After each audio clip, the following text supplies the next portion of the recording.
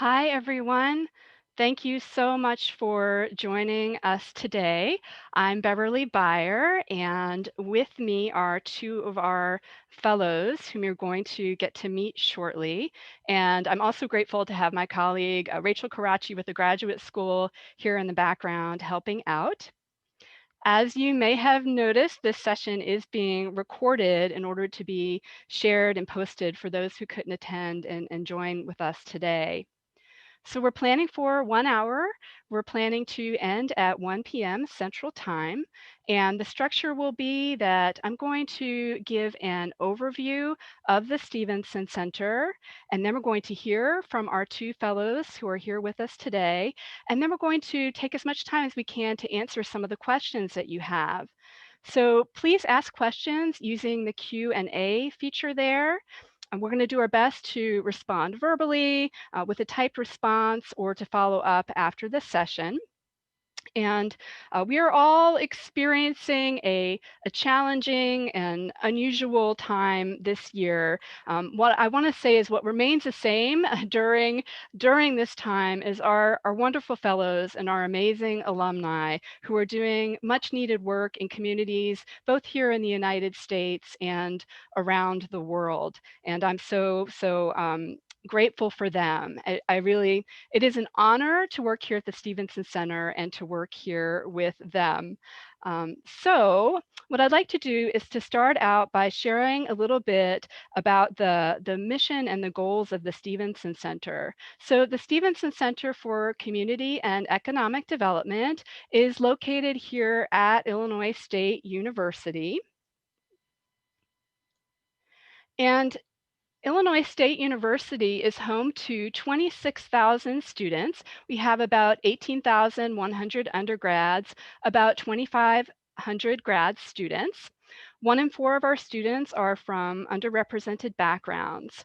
We have the resources of a large university with the feel of a small school, and this really is true.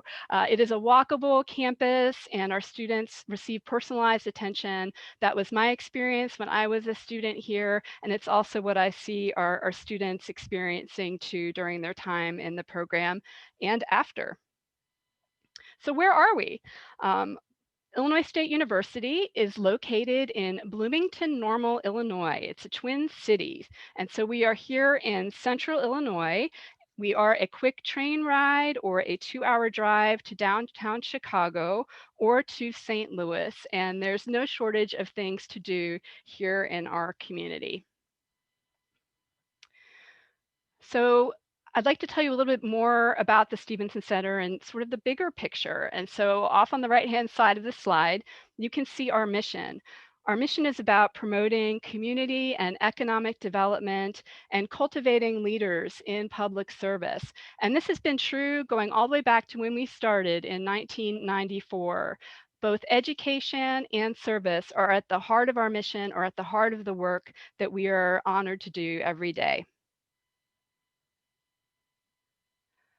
The Stevenson Center coordinates an interdisciplinary graduate program with applied learning opportunities. And so the structure of the program is a year on campus, followed by a second year of professional practice.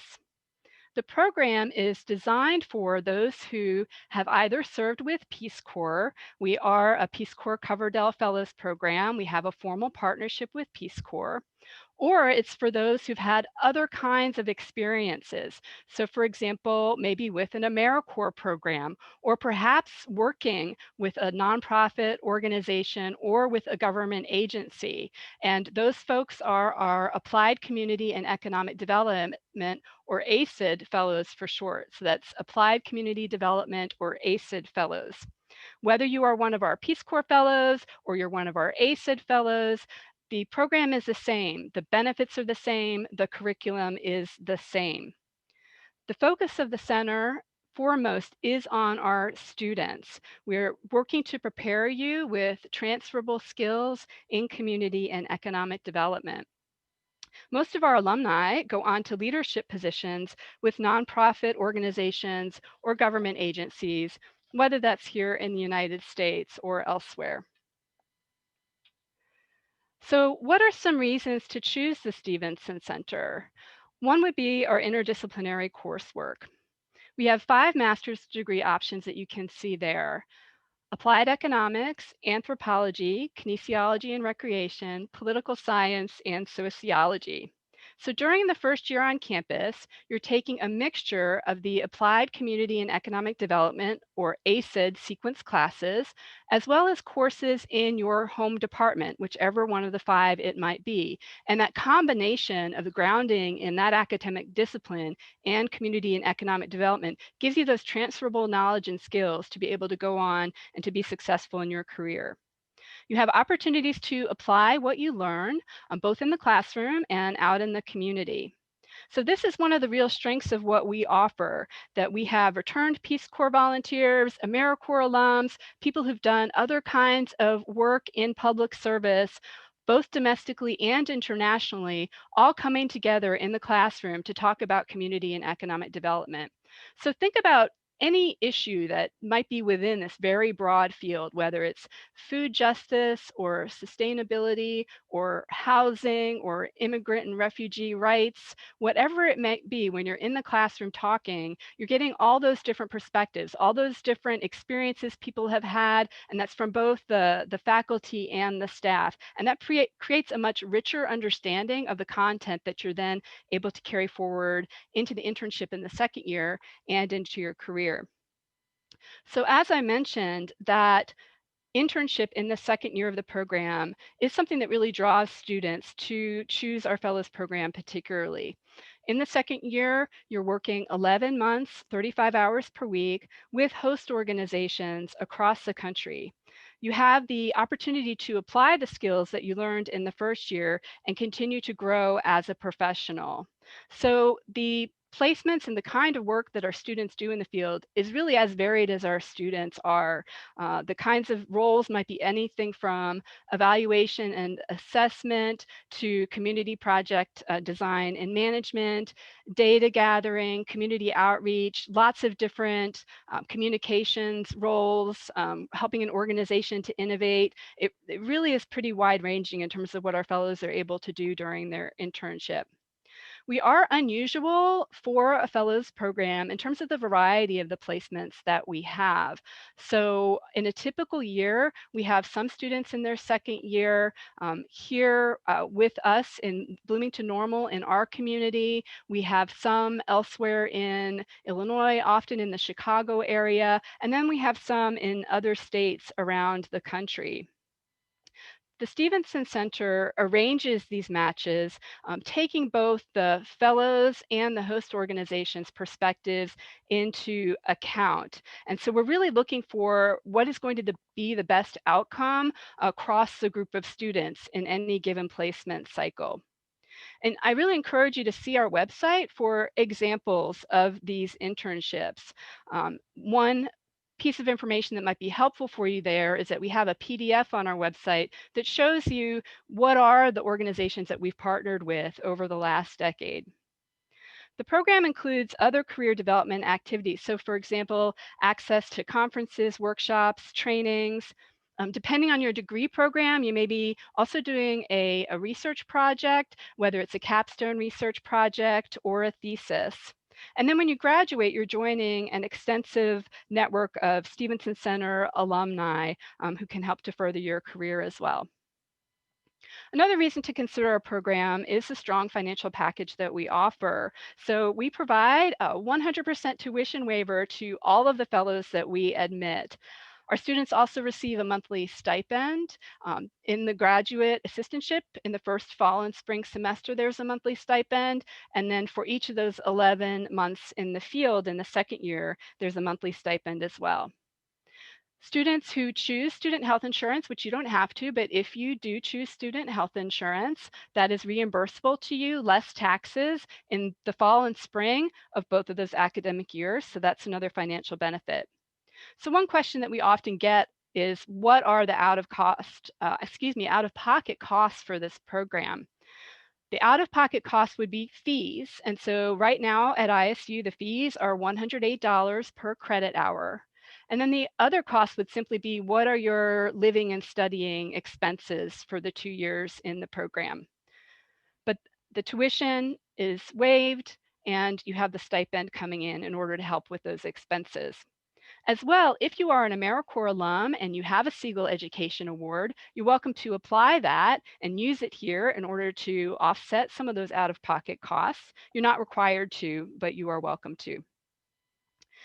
So I mentioned personalized support. You come into the program, again, your peers have had similar kinds of backgrounds and often have similar kinds of interests moving forward in terms of next steps in the career. So that cohort that you're working with in the Stevenson Center first year, you get to know them really well. And it's a great network, not just for graduate school, but for beyond. And faculty and staff here at ISU are so excited to work with graduate students generally and with our fellows particularly. So one of the questions we've been getting a lot is in relation to COVID-19 and next academic year. So if it's safe to be in person, that is the plan, that we will be, if it is safe to do so. That is the goal of the university, and it is one of the benefits of our fellows program, is being together in person in the first year. If it's not possible to do so safely, then we will continue to be working largely remotely as we are doing now. Another question we get a lot is about the application process. So if you'd like to get more detail, I really strongly encourage you to start from our website. So stevensonCenter.org, Academic Programs tab at the top, then choose your program, Peace Corps Fellows or ACID Fellows, and then see the Admissions tab on the left-hand side. So this slide shows you what the different components are. You do submit an application online, and when you do that, you need to choose one of the 5 degree programs. You can only apply for one of the 5 academic programs at a time. Then you see the different elements that you need to upload or submit, including a resume, a 2-page statement of purpose, a sample of writing. Ideally, it's a sample of academic writing, unofficial transcripts. If you are admitted, then you will need to submit official transcripts, 3 letters of recommendation, the letter of service. So what is that? If you are an AmeriCorps alum, you can access that documentation or proof of your service just by logging into your My AmeriCorps portal. If you are a returned Peace Corps volunteer, that would be your official DOS or description of service. And then if you've had other kinds of experience, which again, we welcome, you simply need a letter from your employer or past employer describing that time commitment, the dates that you worked, the hours, and what your role was with the organization. You also must submit that graduate assistantship application. And again, I encourage you to start from our website to make sure that you're linking to the correct application. The GA or graduate assistantship application you use should say Applied Community and Economic Development somewhere in the title. So the deadlines for the program vary by your academic discipline. So you'll see there on the slide, February 1 for anthropology and kinesiology and recreation, March 1 for applied economics, political science, or sociology. And I really encourage you to start now. Go ahead and just get in there and start the application and upload documents, enter information as it's available. I think that's helpful for you to be making gradual progress, and then it's helpful for us to be in touch with you and helping you along through the process as well, rather than starting and trying to do it all at once at the last minute. Because those deadlines, those are the dates that everything actually needs to be here in order for your application to be considered. So what are we looking for? That's a question that we get a lot. So overall, we're looking for a combination of things. We're looking for your academic readiness to be a graduate student. We're looking for a history of and passion for service, and for some thoughts about how this degree is going to carry you forward into those next steps in your career. And we're looking for good communication and follow through throughout the application process, because that's what you're going to need to be successful in the program, and then again to go on to be able to do great work after you graduate. One question we get is often about, like, what are there any hard minimums in terms of this program?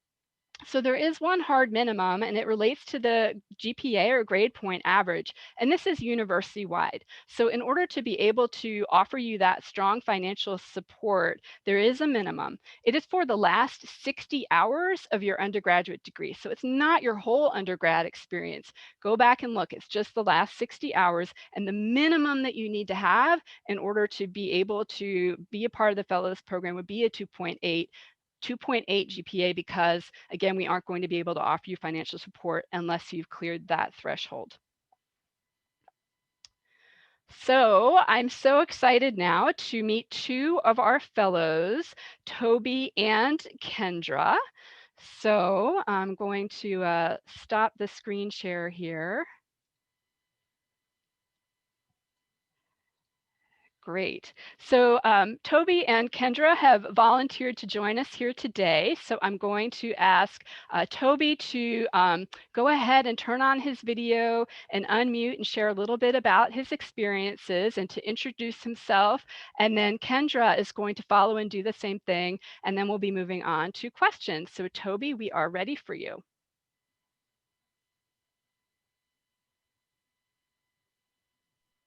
Hi, everyone. My name is Oluwatobi, or Toby, as Beverly said. I'm really excited to speak with you all this afternoon. Yeah, just as Beverly mentioned, I was a City Year. I was an AmeriCorps alum, so I specifically did City Year in Chicago. And that was right after I graduated in 2018. So I went to Howard University, studied communications, public relations.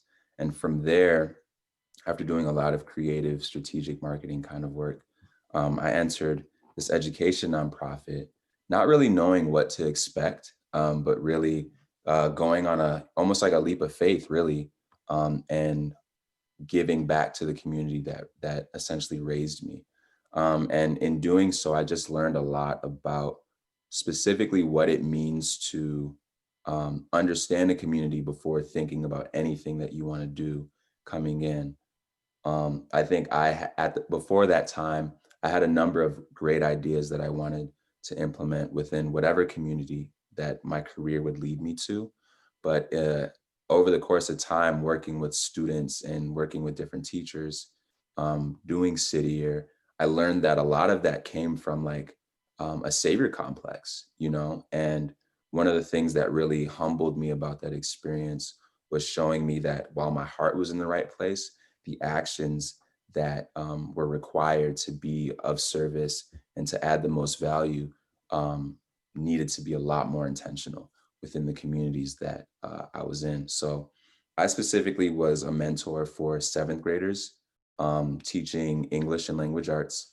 And at the same time, just being intentional with after school programming and creativity within the school. So once that was completed, midway through the year, we went to Springfield, and that was usually where like all the AmeriCorps programs come together and have this like big ceremony. I forgot the specific like name of it, but that was when I met our program coordinator, Katie, at a session with a couple of friends of mine who are now teachers at CPS. But I was there specifically thinking, you know, I don't see myself going to grad school, but who knows? I'll just go to the session and I'll hear out whatever opportunities are presented.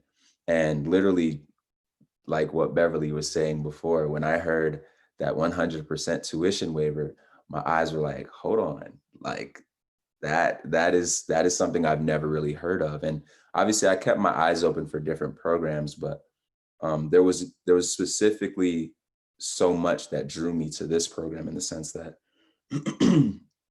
with us being able to have a vigorous year of work study, but also have a year of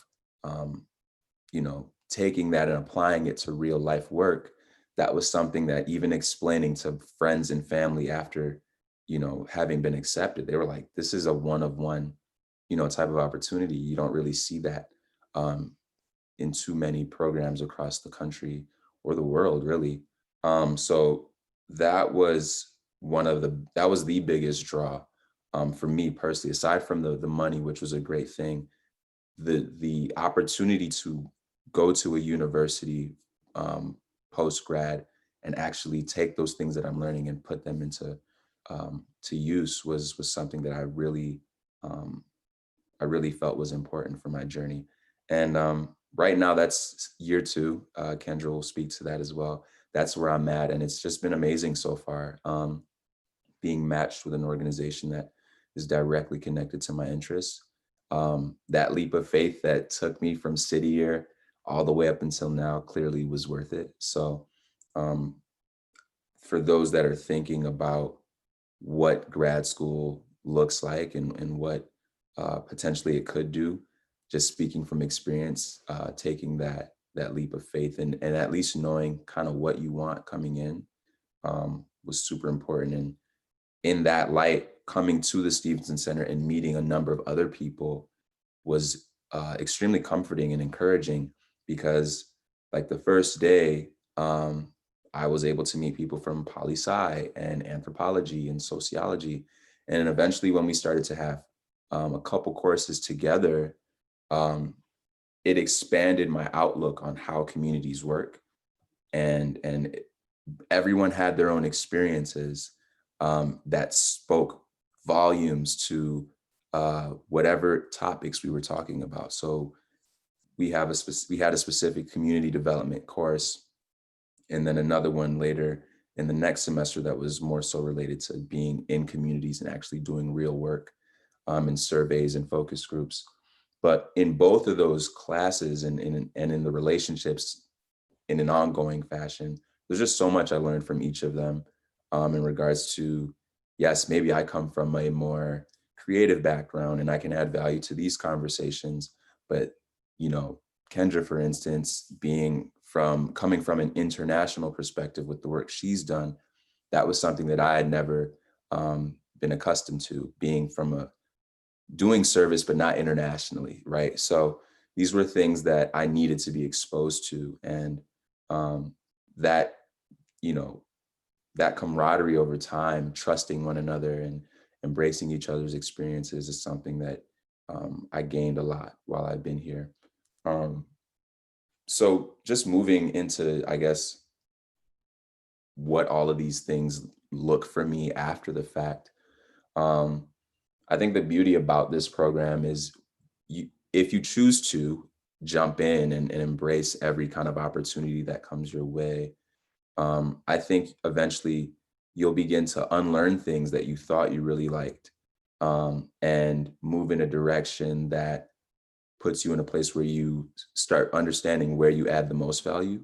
And because I'm kind of in that like middle ground right now, um, my career goals have changed.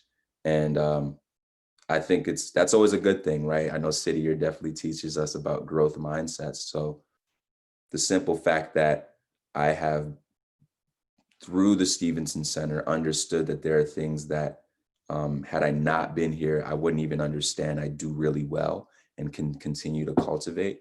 I probably would have thought, oh, this direction, point A is the way I need to go.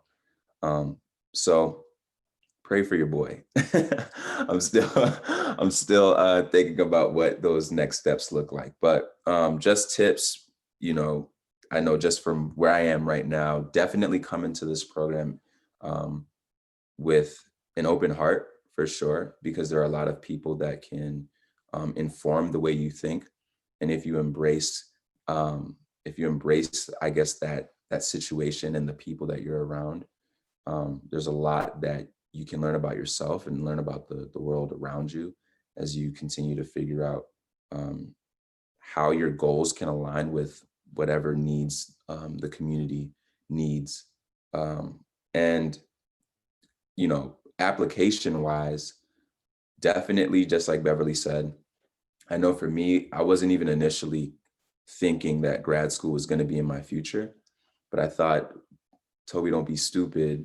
Like, just do the steps little by little. And if worst comes to worst, at least you're prepared, you know, to take the required testing that you need to do and to get those recommendation letters. that you've sent requests for from people that you know and trust will do those things for you. So that was kind of how, for me, it kind of hit once I was doing City Year in like late October, November.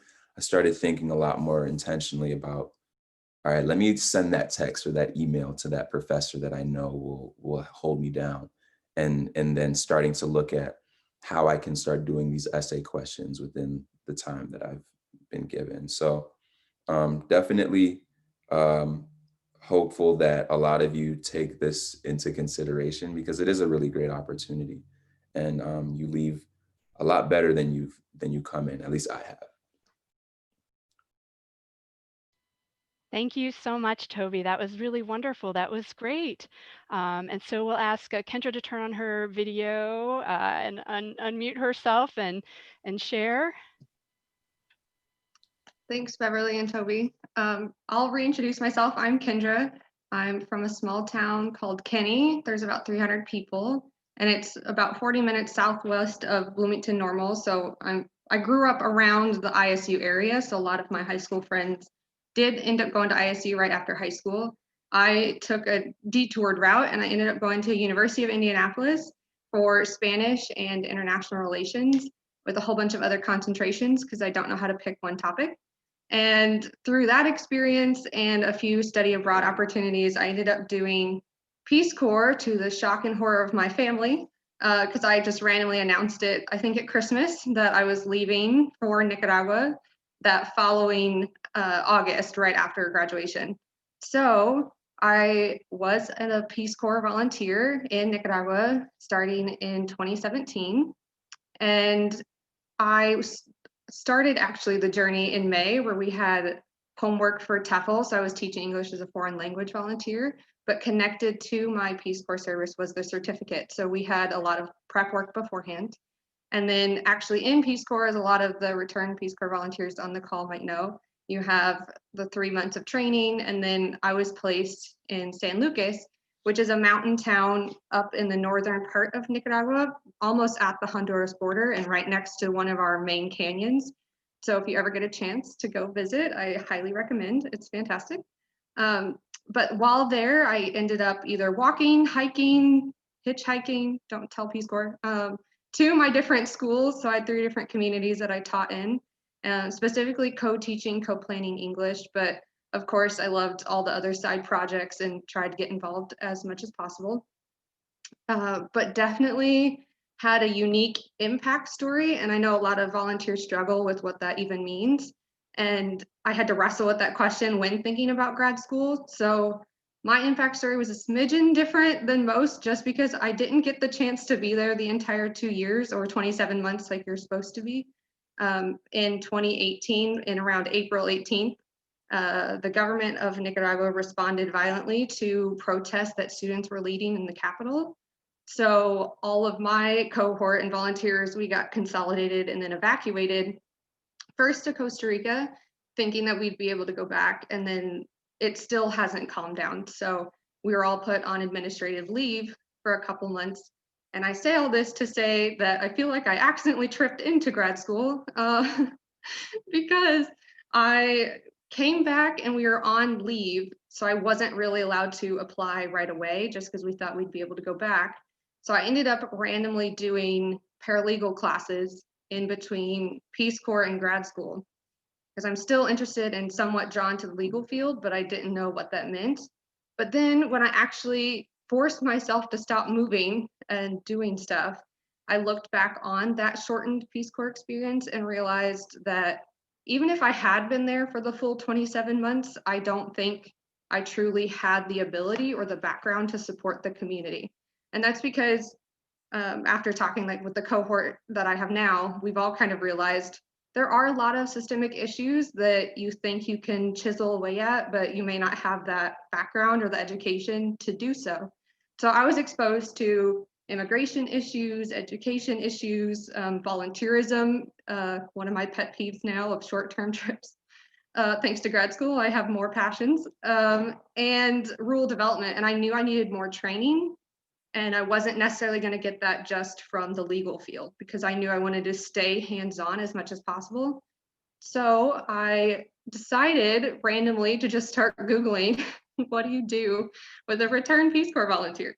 And found the Stevenson Center. I was obviously familiar with ISU just because I'm from Central Illinois, but I didn't realize that they had the Coverdell Fellowship Program specifically for individuals like myself and Toby that have a background in helping others, but not really sure what to do with it and want the higher education to help bridge that gap between ability and your desired impact.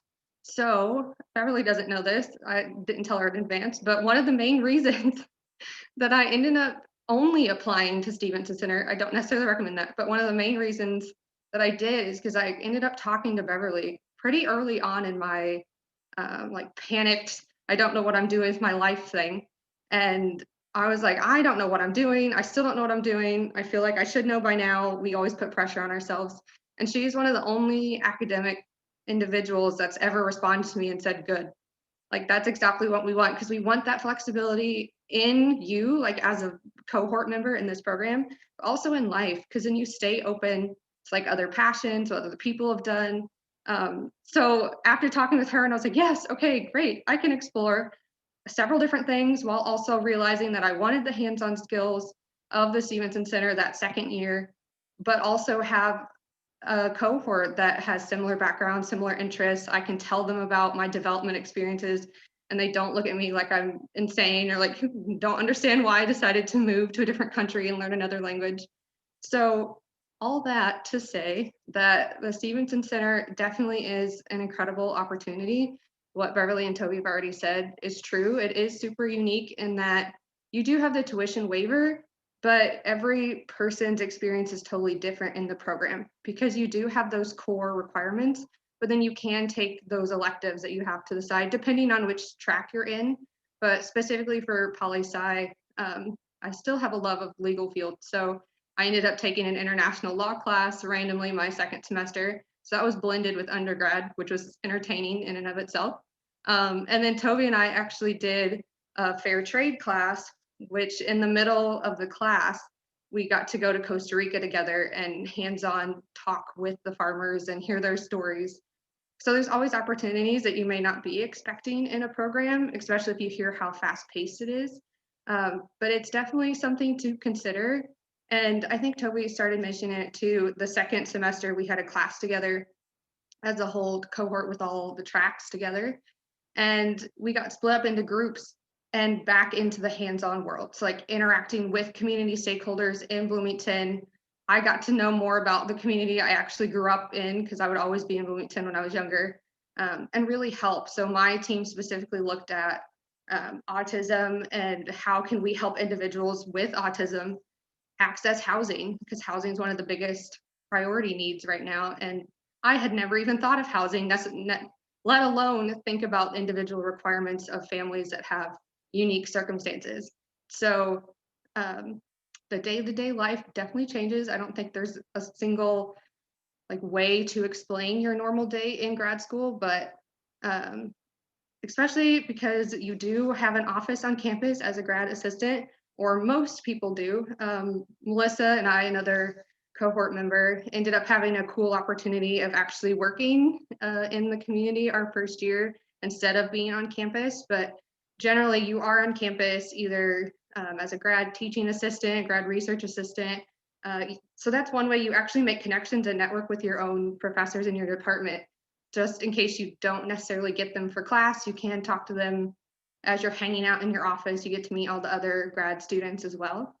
But Melissa and I ended up focusing more on a community assessment for Bloomington-Normal, looking at mental health issues and substance use issues. So I've definitely loved my experience because I feel like I kind of got the best of both worlds, where I had first year class and experience, which then led me into the second year full-on hands-on experience.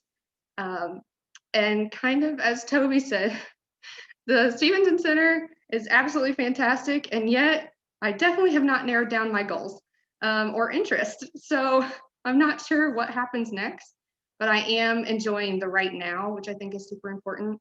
I'm currently, we might go into this later, but I'm currently in Berwyn I'm 8 miles west of the Loop in Chicago, focused on supporting the economic development team of a public-private partnership with the city. So I'm getting a cool insight into local politics, planning. I was just in a city planning meeting, which I never thought I'd be in. So that's been really cool. And now I'm looking at possibly doing more grant admin. So all the skills I think I've ever wanted to learn, I'm now getting to dabble in, which is incredible. So maybe, who knows, maybe I'll stay in the development world for a little while or go back overseas. I'm not 100% sure. But uh, in general, as you think about the opportunity or what you might do for grad school, I wouldn't necessarily go my route and say just apply to one, kind of putting all your eggs in one basket, but do really think about it. Ask yourself honestly what kind of skills you're looking for. Do you want to be back in the field right away? Because you only have that year of class and then you're back into an organization or at the school itself, helping and reflect on your past experiences, your career goals, but also embrace the passions of others and learn from your cohort if you do end up coming here. You never know where it'll take you. I definitely never thought I'd be a city girl in the middle of Chicago helping an econ team. So definitely embrace the journey and always ask questions. This journey for me wouldn't necessarily have started if I hadn't called Beverly or talked to her and said, what do I do? Where do I start? So I will bounce it back to Beverly at this point and we can take questions if you have them, but thank you so much for attending. This was incredible to share. So thank you both so much, Toby and Kendra. I really appreciate that. Appreciate your time today and your reflections and your advice and your wisdom. I think that that's so important. So let's do that. Let's turn to do some questions. And so Kendra and Toby, if you want to keep your video on and unmute, and we can just kind of jump in and answer some of these that have come in. So let's see. Let's see. Essentially, there's a question here. I'm trying to choose one that's going to be great here. So there's a question about what your academic tracks are. So maybe go ahead and clarify that. Toby, do you want to go first? Oh, you were last talking, so you can just keep going. Keep going? Okay. So I'm in the political science track. So unless it's changed, you have your core requirements, both with the development side and political science. And then you have one elective that you can take first semester and then 2 second semester. I'm on that same track. Yeah, I'm on the same track with her. Yeah, and so I would say if you are interested in learning more about the other 4, they are all equally wonderful. There are a couple of places I would point. I mean, certainly to our website. Again, choose your program, and then you can look at the actual degree programs. You can see what is the plan of study, what are the actual classes I would be taking, and you can see, well, across those 5 plans of study, here are the common ACID sequence classes. So there are 2 in the fall, 1 in the spring, and 1 in the short summer term. And then you can see, well, what are the home kind of home academic department classes for kinesiology and recreation or anthropology or economics. You can see, are there electives? How many are they? Where do they fall? You can also get a sense of capstone or thesis research, which maybe we can touch on here in a minute. Let me just see what some of these other questions are. There's a question here about, are there opportunities for international experiences in the professional practice? And I think I'm going to go ahead and field that one. And so we know this is something that a lot of our RPCVs particularly are interested in, although some of our ACID fellows too. And for largely logistical reasons, the internship experience is in the United States. So if you are a Coverdell Peace Corps fellow, Peace Corps actually requires that the service component be here, that you're bringing that experience back to benefit communities here. We don't have that same constraint around the ACID fellows. However, there are just a lot of, again, sort of logistical considerations that make it really hard for our students to be abroad and receiving the same financial benefits that they would as the other students in the program. I will say we have had some internship placements that have an international component to them. So organizations that are based here in the United States, but actually doing some international work. And in the past, some of our fellows have had the opportunity to do some international travel and a little bit of international work as part of their internship, but you certainly wouldn't count on that with our program. Let's see. So question here. So there's a question here about, can I double major in sociology and community development? So, and I think that could apply for any of them. So do you think about this as double majoring, or how do you think about it in terms of the balance between the ACED content, the applied community economic development content, and your home academic department? That's a good question. At times it feels like a double major. Just because, and I do believe that these classes will get even more like interwoven within that like real world application. A lot of the work we experienced and did from our like departmental perspective was in many senses like theoretical, or very much like research heavy, reading different articles, uh, understanding the perspectives from different like thought leaders and schools of thought.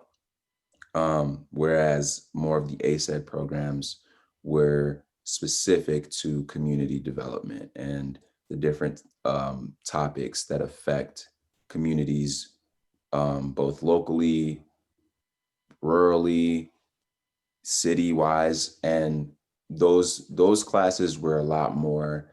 Um, I feel like they were a lot more open, and you learned a lot more as to like how your experiences can be impacted by learning these things.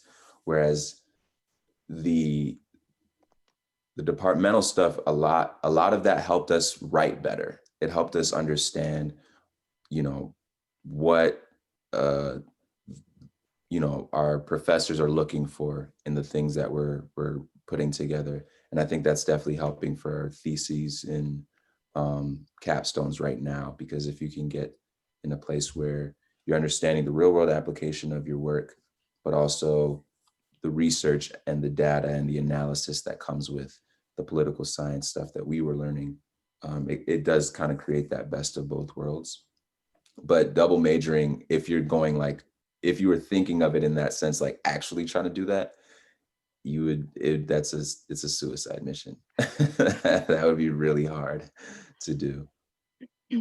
I think for that question, my perspective has changed a little bit, where first semester seemed more like a double major. And then actually second semester too, just because my classes didn't necessarily overlap. So like reading legal documents, doing stats, and then working on autism housing programming. I was like, where's the connection here? What's happening?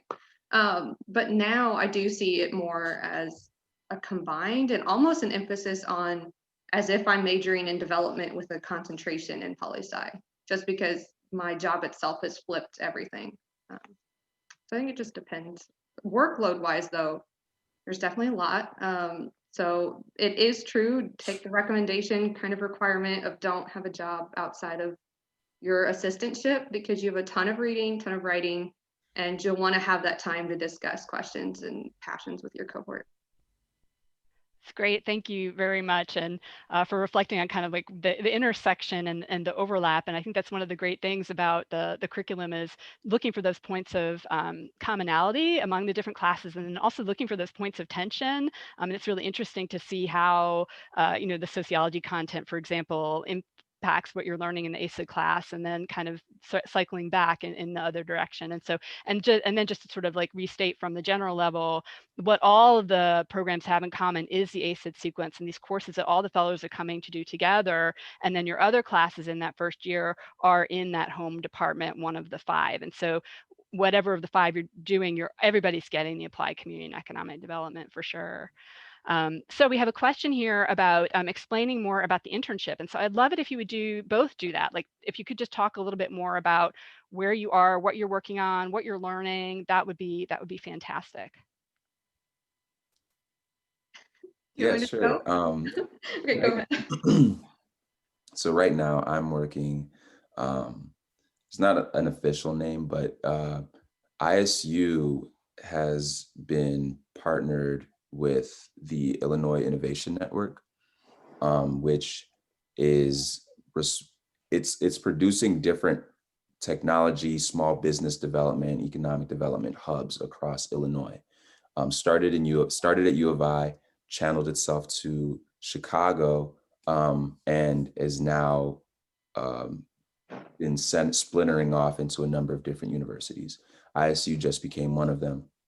And the goal of this incubator effort, and ultimately what is an innovation hub here in the Bloomington-Normal community, is to serve as a facilitator of economic development. So people with inventive minds, people with creative ideas will be using this space and be occupying this environment um, to help jumpstart their ideas, jumpstart their businesses. There's going to be a maker space that's kind of like a studio lab for people of all ages to come in and build on the prototypes they might have workshops, collaborate with people from different demographics, different age groups. Um, just an overall great environment for synergy and learning from one another. So right now I'm helping a lot with the marketing, the strategic planning, because it isn't built yet. And that's really the cool thing about this opportunity for me is at times I can be very like, here today, let's go to the finish line. And this has really been teaching me a lot about what it means to work on that foundation and work on it to a point where you understand your values, you understand your core, so that everything else that flows from it is done so in a way that's authentic and genuine and adds value to the community that will be using it. So right now that's been looking like a lot of different conversations with community stakeholders, both internally with faculty and externally with small business owners, with chamber representatives, small businesses, um, local government, et cetera, just so we begin to understand how we can make this a network that works best for the community. So it's been cool so far. And I'm excited to see it jump off within the next 2 to 3 years. So our internships look very different, and I think that's true for all of us, but very unique organizations that we're placed in and roles that we do have. So specifically for mine, I work at the Berwyn Development Corporation. I'm a AmeriCorps volunteer, so it means I'm in the office Monday through Friday, 8 to 5, as if it's my full-time job, which is incredible. But my actual title seems really fancy, but it's a community development specialist. So there's really no job description at this point because and what I've noticed, the economic development team that I work on has 100 projects going at once, and what they do is incredible, especially considering that there's only 10 of us total in this organization. So BDC as a whole has its hands in marketing, Berwyn as a community, or supporting local small businesses and the owners, helping them access resources, all the way to then very hands-on redevelopment of TIF districts or specifically design districts that we've noticed need some specific help or support. So my job in all of this has been a lot of community outreach, almost like a liaison to business owners, reaching out, especially during the COVID season. Our small businesses are closing, on the verge of closing, trying to figure out how to stay open. And Chicago's headed into another lockdown. So it's a lot of conversations of how can we best support while remote, but also make sure to access resources. And then my personal interest is keeping up language skills. So I've been involved in helping identify and community-wide address the barriers to non-English speakers and accessing these resources. And now it seems as if I might be pulled slightly into a different direction. I'm having a lot more conversations with redevelopment and actually designing corridor commercial development plans. So looking at specific strips of businesses, identifying what we have, what we're missing, get the community's input and what we might want to see and what might be redesigned, and then turn that into a report and share it with the city.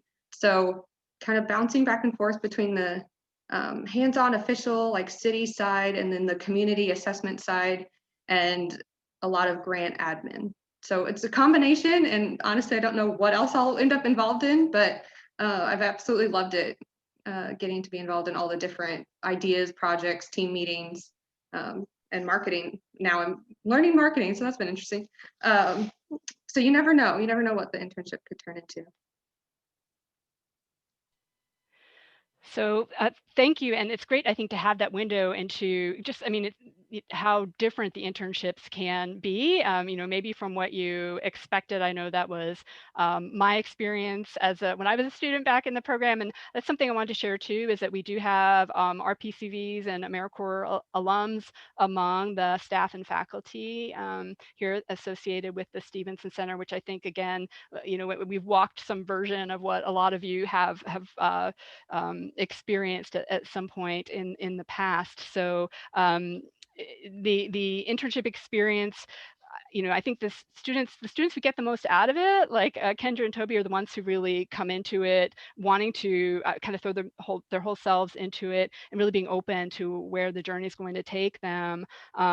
It's pretty wide ranging, as I mentioned, in terms of the kinds of issues that the current students are working on. Just as an example, we have a fellow out in Boston doing development work, fundraising work for the Food Gleaners organization. So this is about sustainability and again, kind of food justice.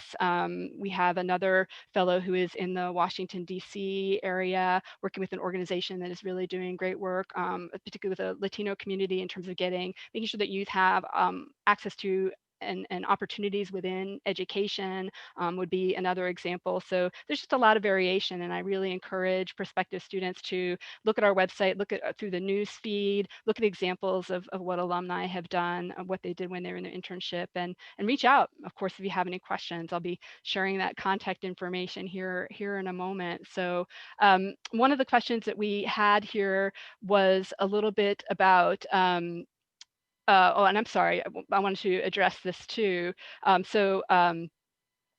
Kendra had mentioned being an AmeriCorps alum, an AmeriCorps member currently as part of her internship. And so this is a partnership that we have with another university. And so it's not all of our fellows. In a given year, it's usually 2 or 3 of our fellows, as many as 4, maybe as few as 1 of our full-time fellows who are an actual AmeriCorps member during their internship in the second year. And a number of things have to line up in terms of the work that the organization's doing, the students' interest in and willingness to do that. And then it is an AmeriCorps state program. So it is only for our fellows who are within the state of Illinois. So it's not required to be an AmeriCorps member, and students get a chance to weigh in. Are they interested in doing that or not? And is it a good fit for them or not? So it is not everyone. It's a few folks, and usually it works out pretty well that generally the people who are, it's really important to them that they might have that opportunity, and those who really don't want to do it, don't. So it usually works out pretty well. There was a question here about careers, and so I don't know if it's going to put too much pressure on you two, or any specific careers that you're thinking about after graduating. If you're comfortable sharing any of that, if not, I'll move right on to another question. You can go ahead, Kendra. I don't know is the short answer. I feel like the more I'm exposed to, the more I'm interested in. So I was joking with my boss, who's also an alum of the Stevenson Center, this morning, that if I keep getting exposed to city planning, I'm going to end up being a city planner. So there's all options. I feel like you can't go wrong, because there's government options, nonprofit, international, legal advisors still in the back of my mind. So honestly, I have no idea, but one of those. Right. I'm kind of in the same boat. My supervisor is he comes from both a law, but a strategic planning and consulting background, and very similar to Kendra, because I am very open to whatever like season of time that I'm in. um, I literally feel like that's the world I'm supposed to enter. Like I've worked in film before. I've worked in education reform. I've worked in like so many little niche, industries to where I'm like, I think I might just be every one of these things at one point or another. But I have kind of been looking into different organizations that do innovative work. So I've really been looking at organizations that bring in the intersection of two different things. So I mean, like the latest one that I've looked at that was very interesting to me, that at least sparked my curiosity as to other organizations I can look at, was one that 3D prints homes in Southern America, um, for the sake of alleviating homelessness. So that's like where my heart is, like around social entrepreneurship, um, for the greater good, and how innovation can kind of intersect within those spaces. So looking at places like that that might need strategic work or things like that, that's kind of where my heart is right now. But I've only been here for 3 or 4 months, so we'll see what happens by May. Yeah, so there is time, and so relatedly, and I'm going to answer another question that came in here too. So we receive job opportunities, job leads from different people in our community network, as well as alums who are interested in having our fellows come and work with their organizations. And so we start sending those out to fellows like Kendra and Toby a little bit later in their internship, so we're not like putting pressure on them to hey, start looking at a job. So we'll put them on a listserv, and whenever we get those leads and opportunities, we're sending them out and just to our fellows. And so that's a great network, and you can stay on that listserv for the rest of your career. I love sending out a job posting and then hearing back from an alum I haven't heard from in a while about what they're doing now. Another question that came in is about like how to grow, expand the network outside of Bloomington-Normal in Illinois, because that is where Toby and Kendra are now in Illinois in terms of their internship. Just to explain that we do have alumni who are everywhere, all around the world. We have a LinkedIn group that is just for our alums. We try to bring in speakers, whether they are alums or partners of the Stevenson Center. And so we do encourage those connections, with our alumni network. And so and kind of following up on the career thread, our alumni do go into all sorts of really interesting roles with just a range of nonprofit and government organizations, really at all levels. I mean, some are really interested in grassroots, others are really interested in kind of policy, management, and both here in the United States and abroad. So it really is just quite a mix that we see. So I do want to keep an eye on the time. I know we have some questions coming in, and so we'll do our best to be able to circle back to folks if your question wasn't answered during this session. And I want to thank Kendra and Toby so much for bearing their souls and walking everybody through their journey here with us today. I do have 2 more slides just real quick. I basically want to make sure you all have our contact information. So I'm going to ask Kendra and Toby to just go ahead and turn off their cameras and to mute themselves. And I'm going to share the screen here so that you can see these last couple of slides and talk us out here. So as I mentioned, at the top, these really are kind of challenging times. And one of the things that really gives me hope and faith in this moment as we look ahead to the election and some of the changes that are coming is that, we know there are challenges ahead for communities here and around the world. And I really believe it's our fellows and our alumni who are going to be part of the solutions that are coming for all of us. So thank you all the participants who attended today and asked great questions. And again, we'll try to circle back and answer as many of those as we can. Here you see our website and contact information. Please get in touch. We want to be providing with any information that you need that would be helpful for you. I mentioned the alumni ambassadors on our website, so find them. Their email addresses are out there, and they can give you perspectives on the other disciplines other than political science, which we heard more about today. Follow us on social social media. They're on Facebook, Instagram, YouTube. I'd especially like to point out our YouTube channel. In addition to our podcast, which is there, we have a very short, just a 3-minute clip that gives student reflections. And again, it's a great chance to hear from people other than political science. Political science is in there as well as the 4 disciplines. So all 5 are represented there. So do look for, we'll receive a follow-up email after this session is over. And again, I just want to thank the fellows so much for their time and sharing their expertise. And Rachel Karachi again with the grad school for providing really great support today. So thank you so much for joining us today. We really do appreciate it. Really delighted to have you here with us today. So thanks again, and we look forward to being in touch with you.